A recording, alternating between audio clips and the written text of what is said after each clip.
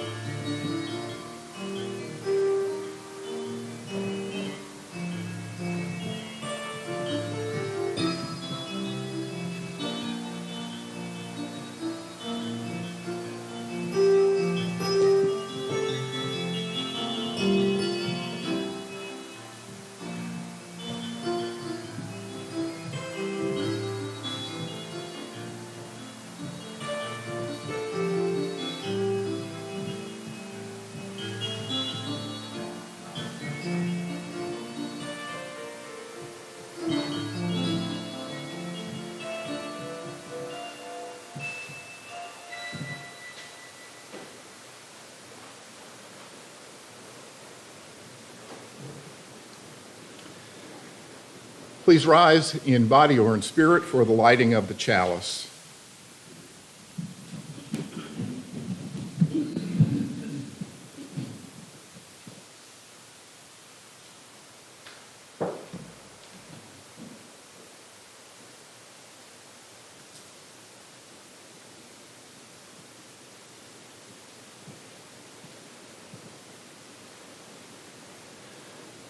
We light our chalice this morning with our hearts turned toward the work of the congregation.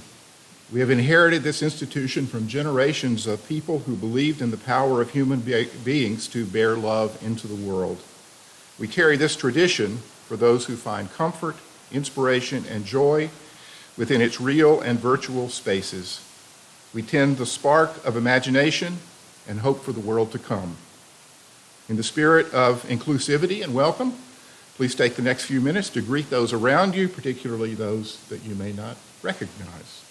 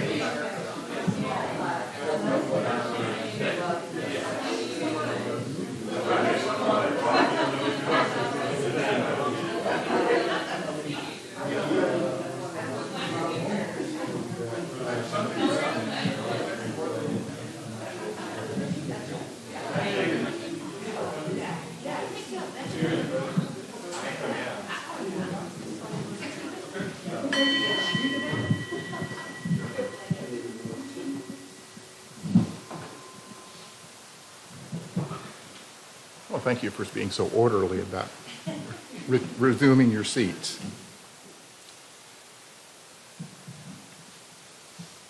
Whatever the need that brings you to this special place and hour, know most assuredly that it is best served through eager receptivity of mind and heart. If it be to take a firmer step toward the lifting horizon of high thought, if it be a desire to give assistance to feelings that should range and are true, if it be to challenge the way of your life, if it be to find your place as part of a caring and serving community, then let your mind consider well what it is here thoughtfully given. Then let your heart accept freely what it is here lovingly shared. Please rise in body or spirit for the opening hymn, number 1017 in the teal hymnal, 1017.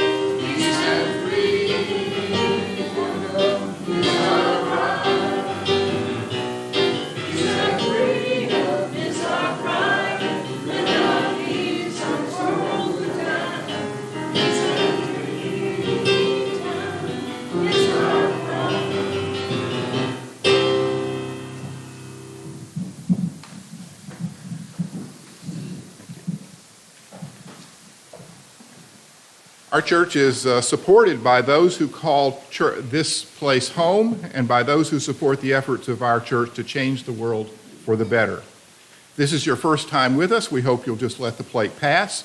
We're happy to have you here. We share our cash plate every Sunday with organizations whose work reflects Unitarian Universalist values to care for marginalized persons, advocate for real and systemic change, defend the environment, and promote justice and equity. Our Split the Plate partner here this morning is Metro Animal Shelter in Tuscaloosa.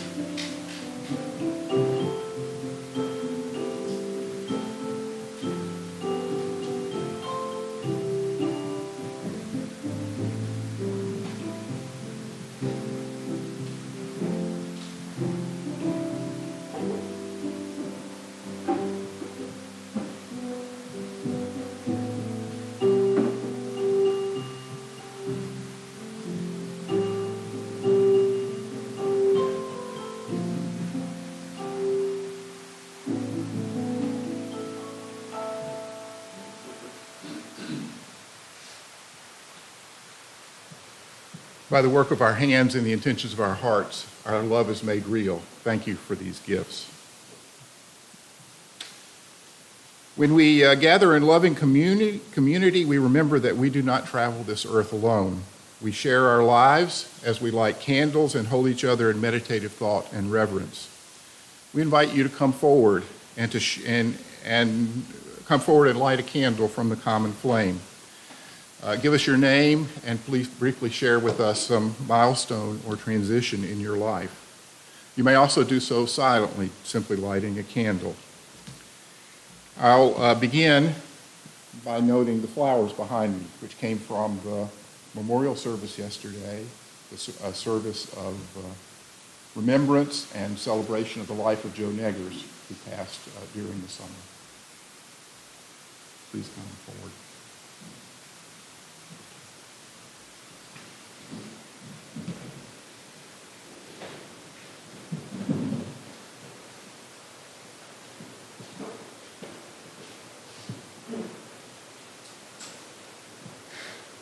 My name is Monty Thornburg. I am lighting this candle in remembrance of Henry Harris. Remember Henry Harris. That's the title of the book.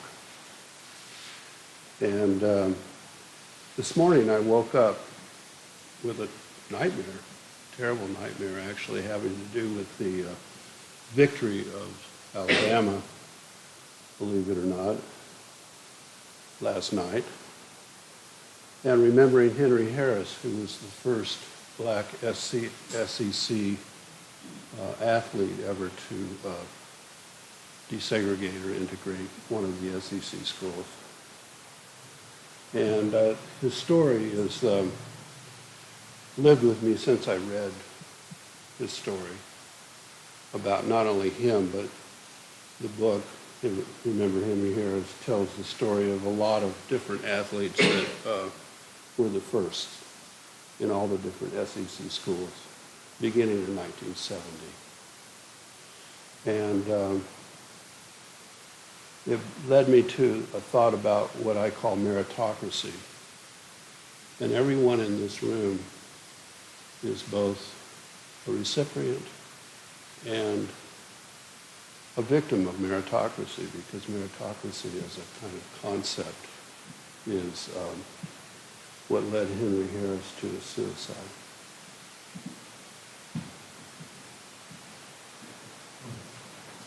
Hello, everyone. Ron Buda, a retired astronomy professor. I had a milestone this week, and it goes back to, it started in April 2011 when I stumbled on a surface mine, coal mine, 54 miles north of here, and found fossil footprints of ancient creatures that once lived in the area during a period called the Carboniferous period, 320 million years ago. And I collected fossils from this site for 11 years, donated hundreds of boxes, and the final boxes were donated to the Alabama Museum of Natural History on just a few days ago.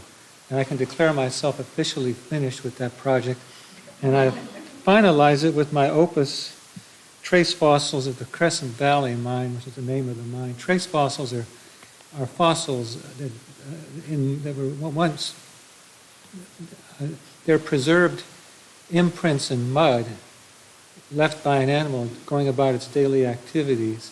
And then these footprints are preserved in the rock record. And when the mining operation was active, it exposed these trace fossils in the rock. And I had 11 wonderful years of collecting out there. It was many memories. When I saw them, I didn't think anything was going to come of them, though they looked hard to interpret. But I proved myself wrong in my opus. So, but this isn't published yet, but it will be eventually. So that's my milestone. I'm done with the Crescent Valley Mine. Thank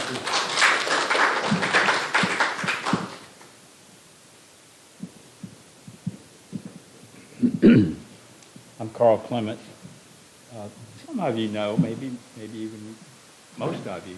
I've had a series of oral surgeries over the last 6 months, 6 to 8 months, and tomorrow I go back to UAB to see the surgeon and the restorative dentist and the radiation department or radiology department. And I hope to get a good report. I think I will. Get measured for some new teeth, which I think I will. And I can someday soon reveal a really happy smile.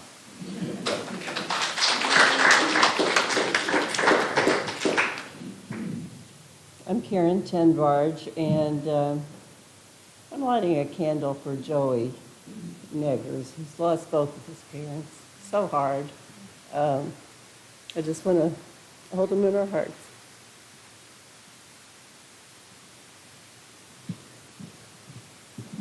Good morning. I'm Patty Lightfoot. It's been a long time since I've been up here. It's nice.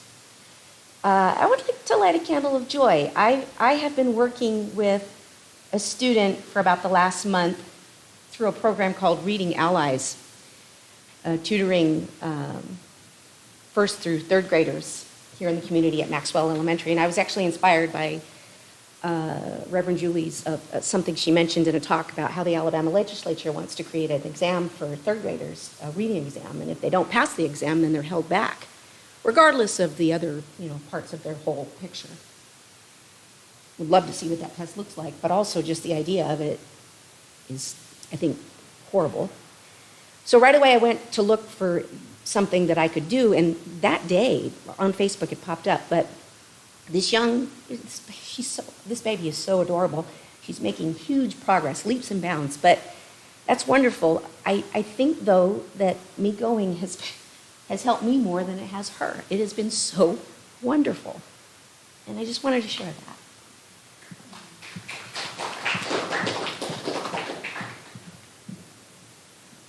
Hey, I'm Anna Schubert, and I just have a quick joy. Our baby, Reverend Amanda, is coming this week to stay with me. There is a celebration on campus. Some of you may know that Amanda and her girlfriend over 20 years ago started Safe Zone on the UA campus. And I was the first faculty sponsor, and so we're doing a panel. I have no idea what they're going to ask us. I'm worried about that. Well, I'm Bill Field, and speaking of our kids, our children, many years ago, I guess my son's 31, Joe Will's 31 now, or 30, I don't know. But I think he must have been about 8. We lived up here, and we were going to go to the University Presbyterian Church, but my mother used to like to go to other churches to see what they were doing, so I said, let's just walk down there and see what kind of devilment those people are up to. We'll never come back, of course, and we came down here, we never left, and so last night I had a joy. My granddaughter is 5.5, my grandson is 3.5, and I was holding him last night during the football game, and he was not calmed down, and we just watched the football game, and I held him. And that's the first time he ever fell asleep in my arms, and I held him during the whole game. And this morning, when I asked for joy, where'd that come from? Where did he come from? Where did that joy come from? Well, Joel went here for many years. He started going to the mountain. When he was 15, he met a girl through a party that the Unitarian Church had, and he married that girl, and they both worked at the mountain, and they got married from the mountain and had these children. So it's all a joy about the kids and this.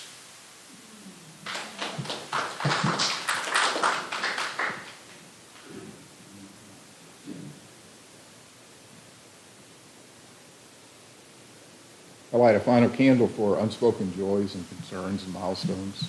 May the white light of these flames bring you peace.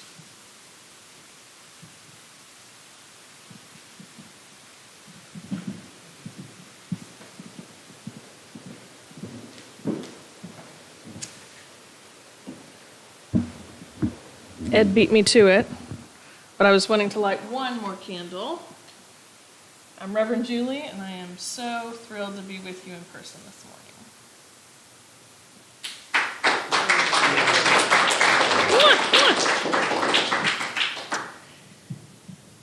All right, please join me in the spirit of meditation, followed by a moment of silence. Today's meditation was adapted by Kevin Tarza. May I remember in this tender moment that love is my guide, always, shepherding me toward ways of openness and compassion. I have what I need, really, with love at my side, above me, below me, in front of me, behind me. Inside every cell of me, love infused everywhere. Just when the weight of the world that I inhabit threatens to drop me in place and press my hope down into the ground beneath me, love invites me to rest for a gentle while and leads the center of my soul to the quiet, still, restoring waters nearby that somehow I had not noticed. And so love quietly sets me once again on its tender and demanding path. Even when the walls close around me and the cries of death echo through untold corners, gripping my heart with fear and sadness, I know all will be well, that I will be well. When love whispers near to me, glints at the corner of my eye, rests with gentle and persistent invitation upon my shoulders. Yes, love blesses me, even as the sources and symbols of my pain look on. Love blesses me from its infinite well, and I turn and notice that goodness and grace follow me everywhere that I go. I live in a house of love that will not let me go. I live in a house of love and always will. Let us take a moment of silence together.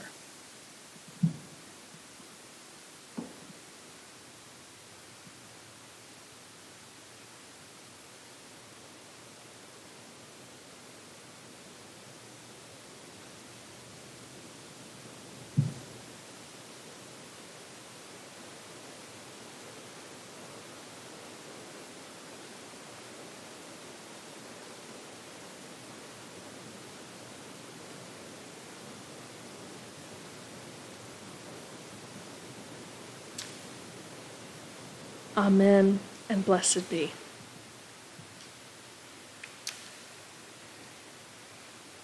As we center ourselves for our time for all ages this morning, I want to invite you to think about all of the nomadic people that you know of.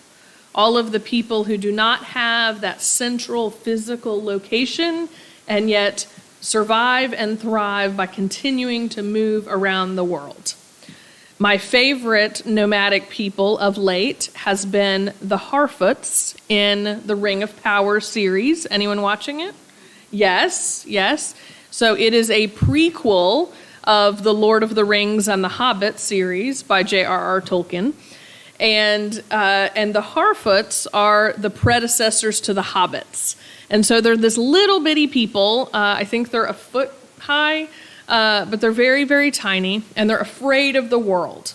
And so every time that they've figured out over the year and the cycles of the earth and the seasons and all this, that they're going to move to where it is easiest for them to be throughout the year. And so they pack up all of their things and they move throughout their land. We also have the Romani people, who are current nomadic people who continue to live that way.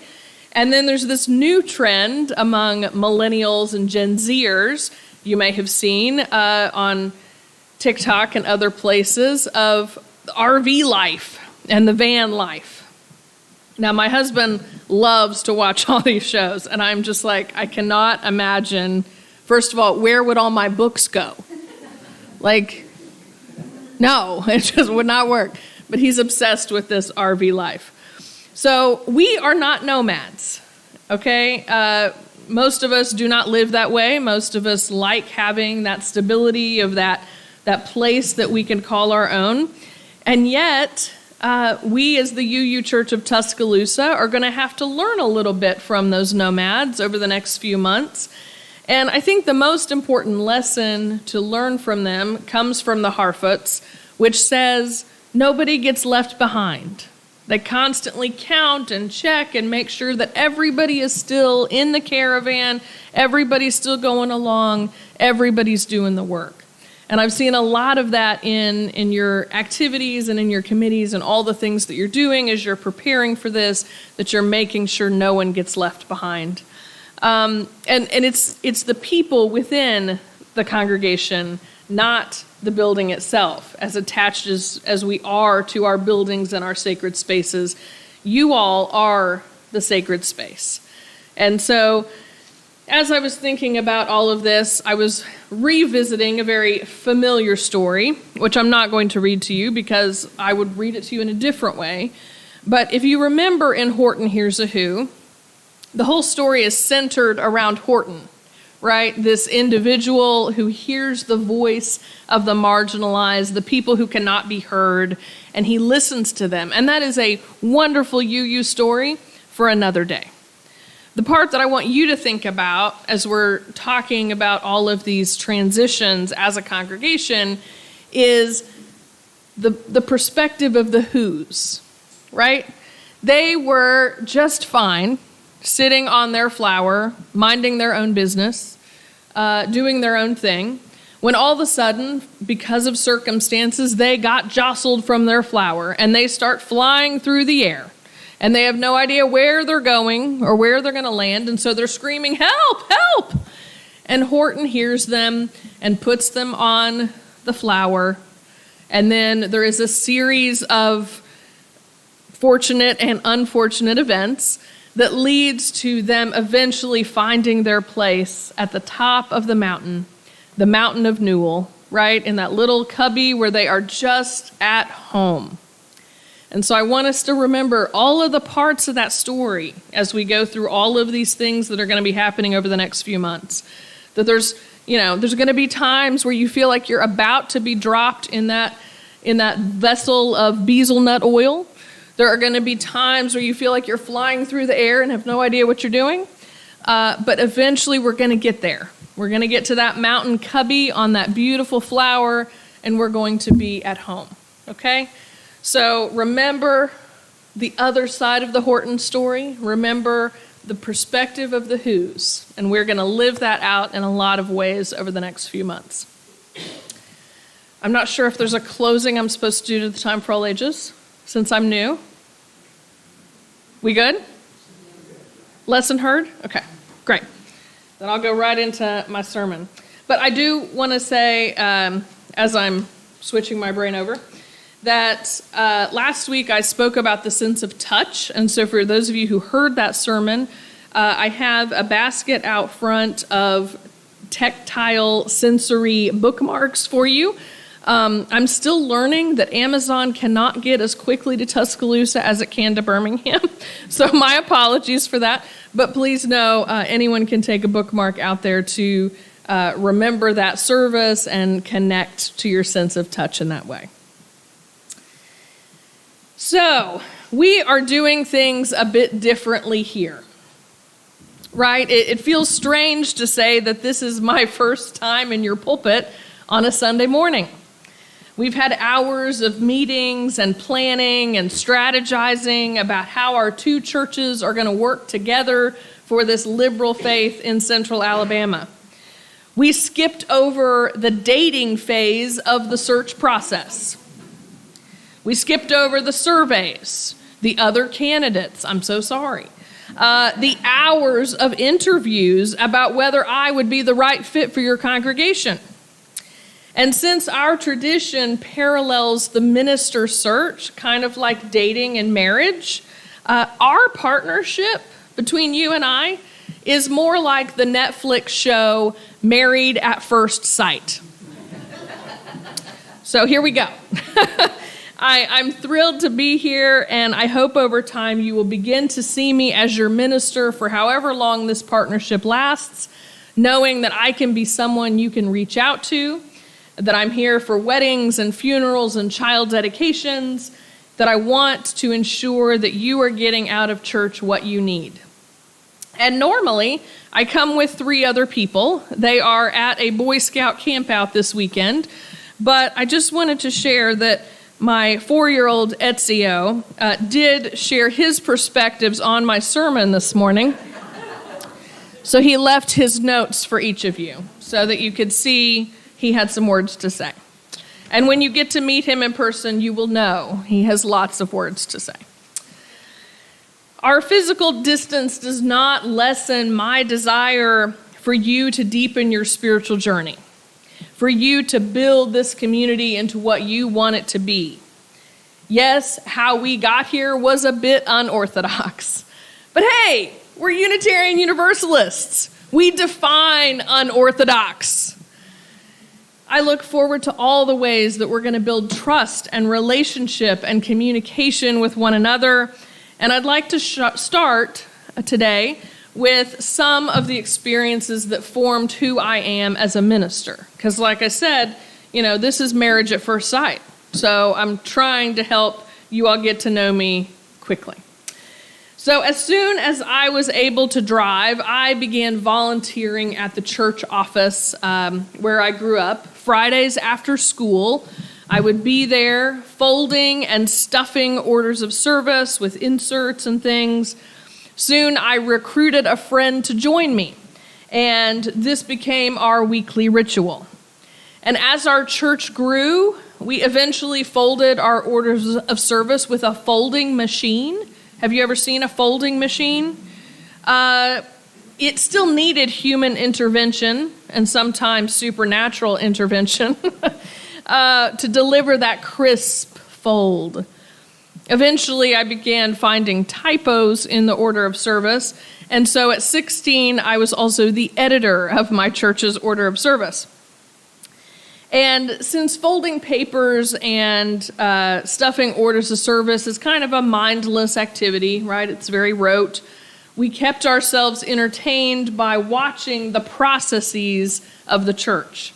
The visits from plumbers, the elevator mechanics, the gardeners, the piles of mail to go through, the stress of last-minute problems, the interrelational staff dynamics.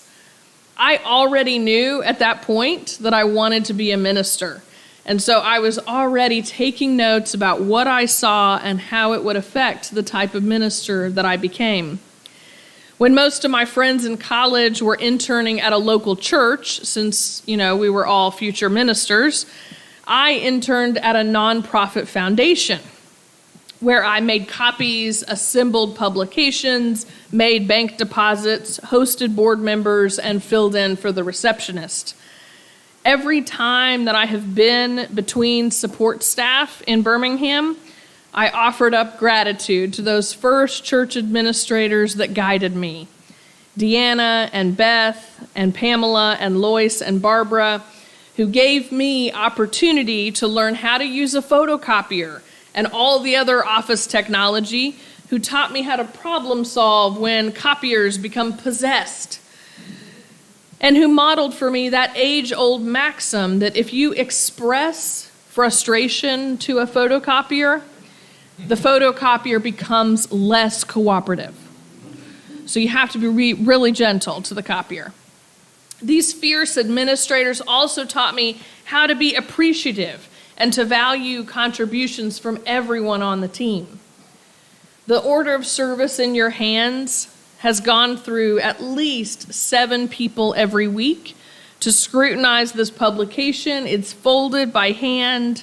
Every week, I'm grateful to our administrators, Sarah here and Kim in Birmingham, who ensure that our order of service is ready. I had no idea 20 years ago that those hours in the church office after school would form a foundation for my calling as a minister.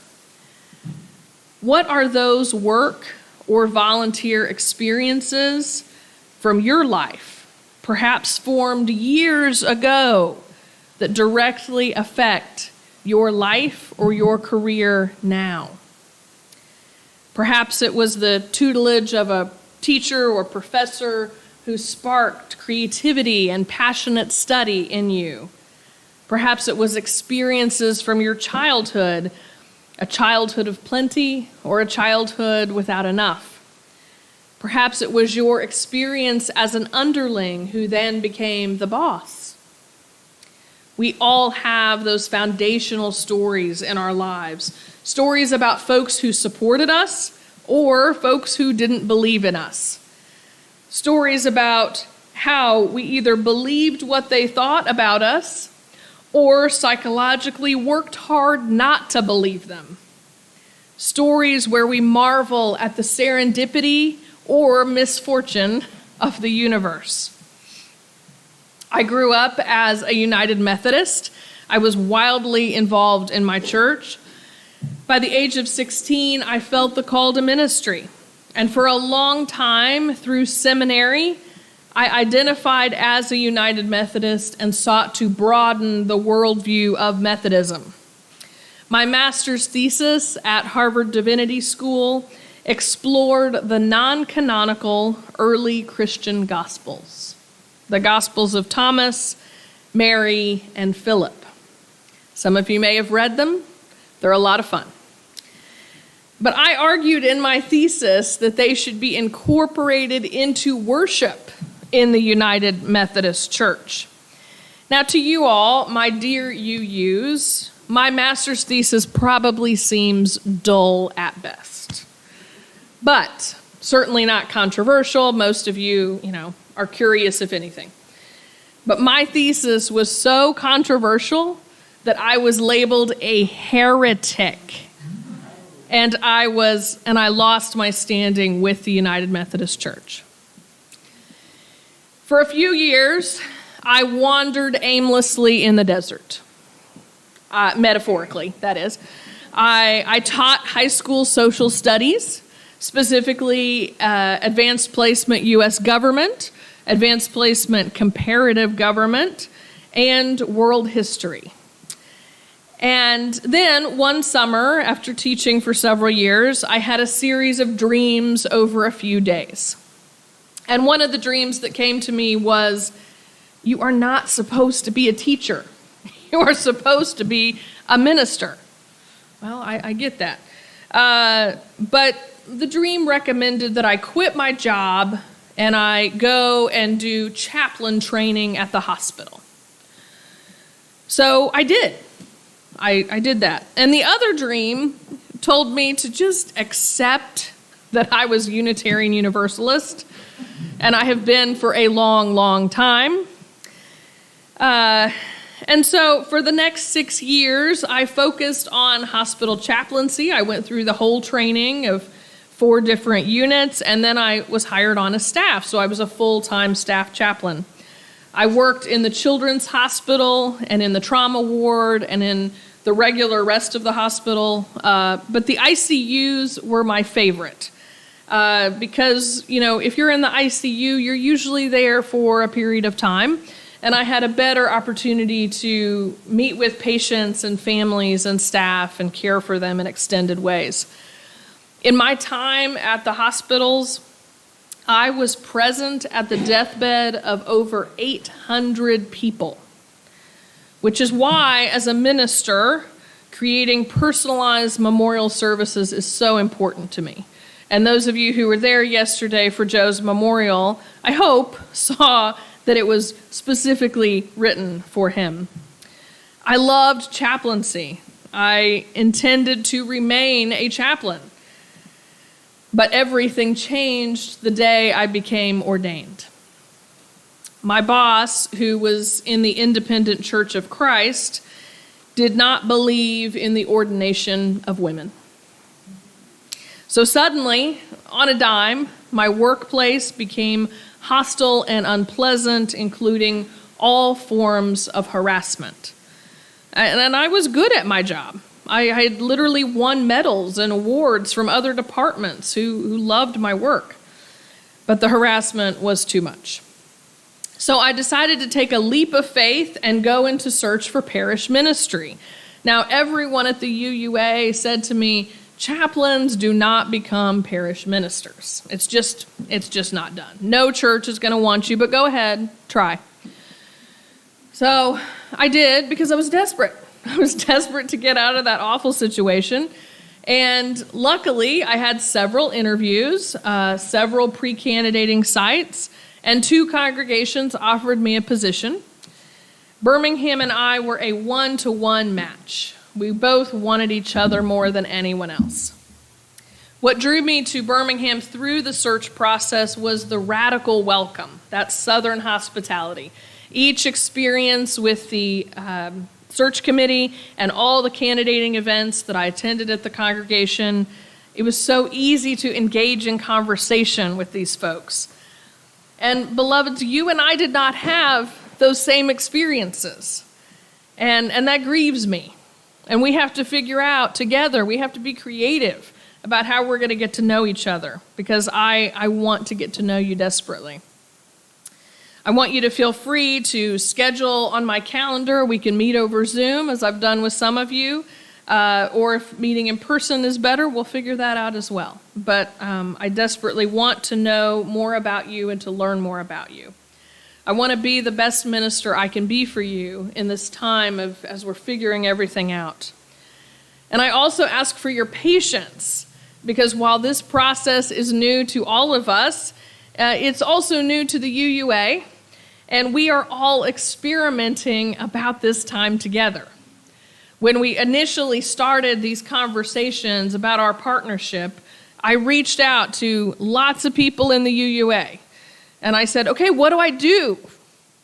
What do I do with this? And they all said to me, you're going to do great. Good luck. I'm like, thrilling. So I loved chaplaincy, but I equally love parish ministry. I love building relationships with people. I love learning more about you. I love crafting services that hopefully inspire or challenge or comfort you on the week.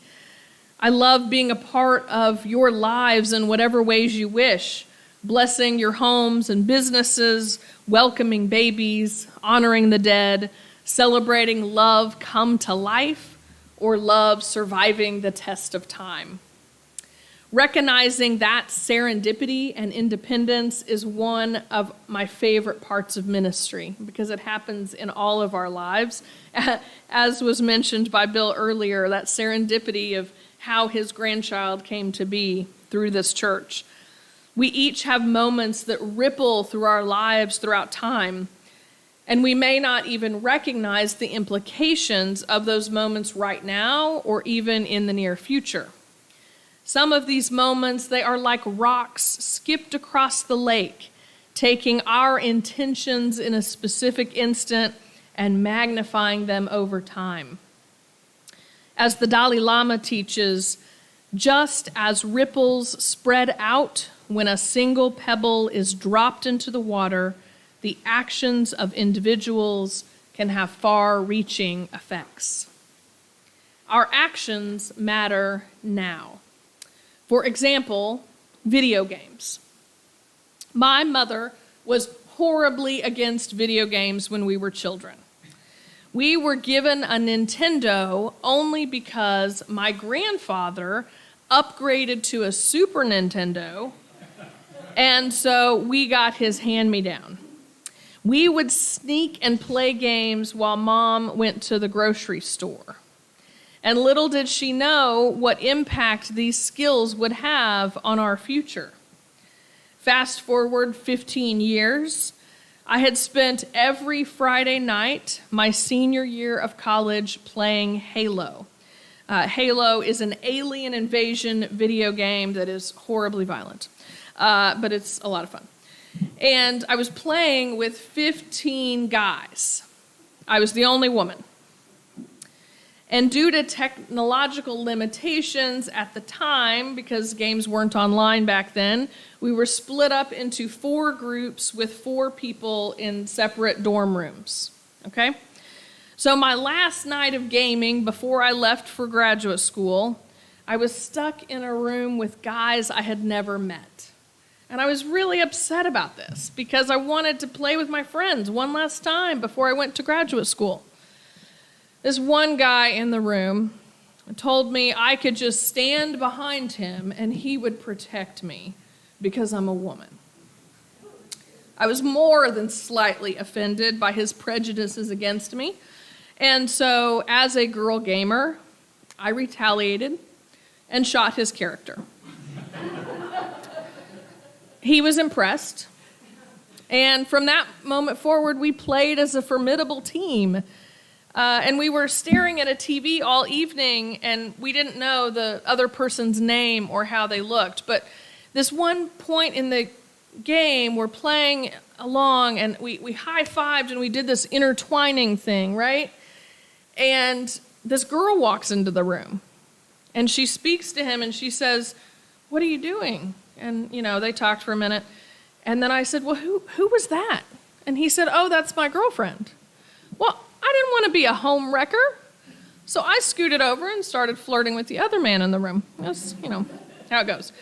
But 6 years later, I had just started dating a fellow teacher. This was during my wilderness period. We were on our way to dinner in the car, driving on the interstate, and he asked me, "What do you like to do for fun?" And I rambled off some things, and then I said, reluctantly, "I also like to play video games." And he said, "Oh, like Mario?" And I said, "Yes, and Halo." He scoffed at me, and he said, "I've only met one girl who can play Halo." And I said, "Drive me to her house right now, and I will beat her at any game of your choosing." And then he began describing this girl. This girl who he had only met once at a Halo party in a college dorm room. A girl who dressed a certain way, who carried her own controller around her neck. After a few minutes exchanging detail after detail, he said to me, "Oh my God, you're Halo girl." And then he nearly wrecked the car. Apparently, he had held me as the archetype of all women for those entire 6 years. It was very awkward. And 2 years later, we were married. There's a good chance I never would have met Josh, and certainly not have been able to impress him had my grandfather never played video games, had he never taught me, had he never given me the opportunity to learn on my own. Our actions matter. How we spend our time and resources matters. In our congregational life, we enjoy both immediate and delayed benefits. We gather together weekly to grow as people and to learn from one another. Our connections with each other benefit us immensely. And although we never may admit it, gathering face to face is good for us. To be in the same room, sharing the same space, these connections build on our foundation. And at this very moment, it may feel like you all in Tuscaloosa do not have a foundation, or that you're about to lose that, because there are many things that are changing or in flux or unknown about the future. And yet we continue building on the foundations that the ancestors who built this church put in place for us. You are taking radical steps over the next few months, not steps of hopelessness and despair, but one of taking control of this church's destiny, doing whatever you can to ensure that your congregation survives and thrives. You're taking a radical step to move your location to be more accessible to people. Your actions as a congregation are courageous and worth celebrating. You gather here to be inspired and to promote justice and to meditate on words and music and to celebrate our common humanity, even in the midst of transition and change. I've had colleagues say to me, "Why on earth would you take on another congregation for the same salary? You're going to burn out." And I reply that our existence as Unitarian Universalists in Alabama is worth it. It is so important.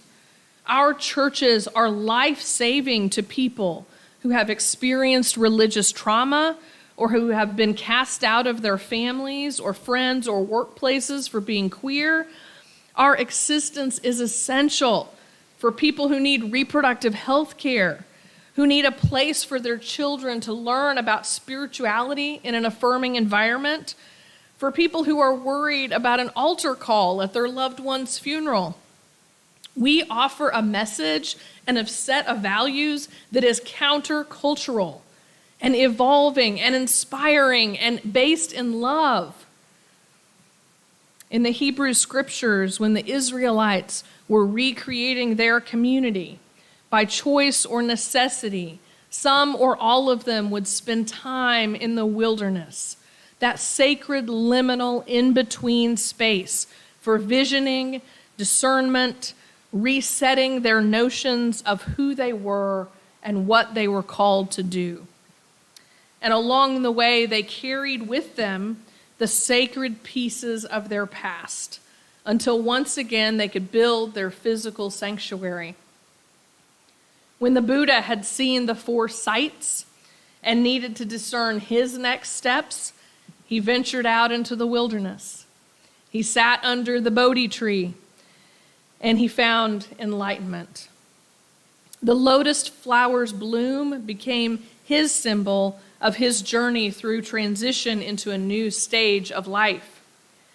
Beloveds, just as the ancient Israelites and the Buddha embraced their liminal space, so too must we here at the UU congregation of Tuscaloosa.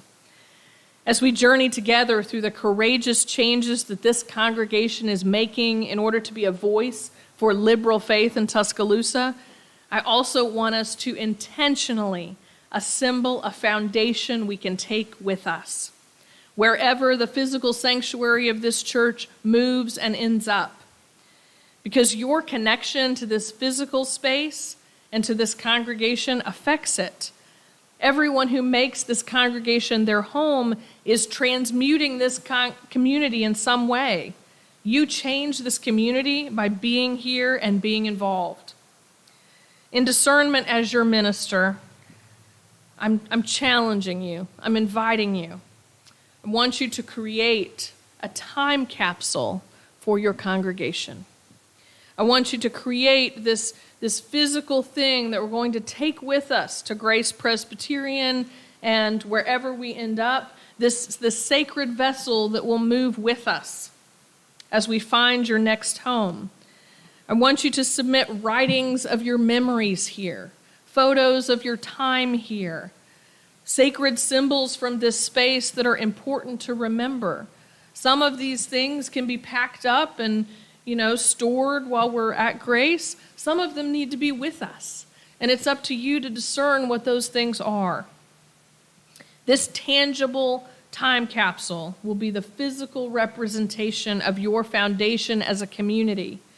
But always remember that wherever you are a people, whether you're gathered in service, whether you're out in the community, you are the UU congregation of Tuscaloosa.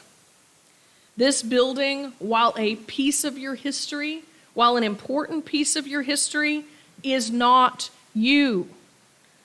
As the children's poem goes, this is the church. This is the steeple. You open the doors and you see all the people. That is you. I will be with you again in person on Christmas Eve, and know that I would love to see you again then, but your presence is needed in between my visits as well. Your voice and your history matters to this community, and we all learn from each other by spending time intentionally and building that beloved community. May you go forth from this space remembering that you are part of an interdependent web, loved and welcomed, illuminated by our history and inspired by our future. May we continue our good work together, embracing our liminal space, welcoming all who pass through the doors as we reimagine this congregation. Let us embark on this shared ministry together. Amen, and blessed be.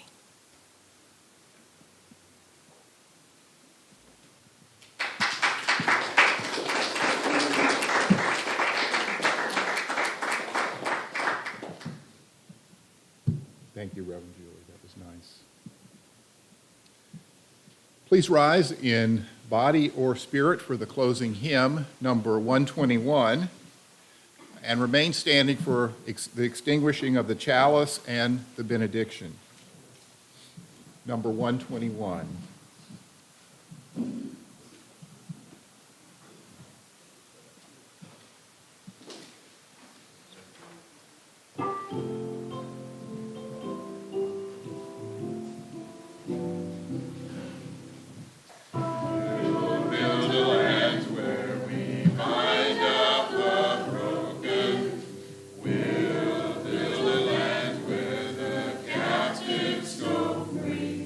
Where the oil of gladness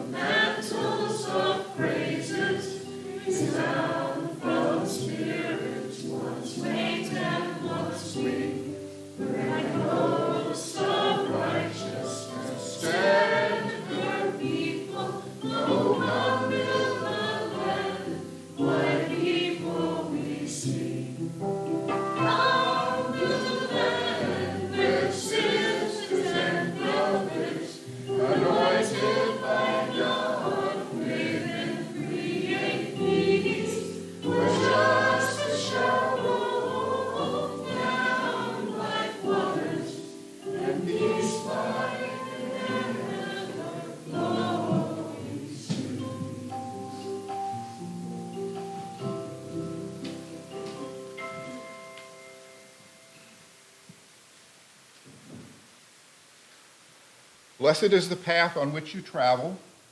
Blessed is the body that carries you upon it. Blessed is your heart that has heard the call. Blessed is your mind that discerns the way. Blessed is the gift that you will receive by going. Truly blessed is the gift that you will become on the journey. Go forward in peace. Take courage, friends. The way is often hard, the path is never clear, and the stakes are very high. Take courage, for deep down there's another truth. You are not alone. Please be seated for the poster.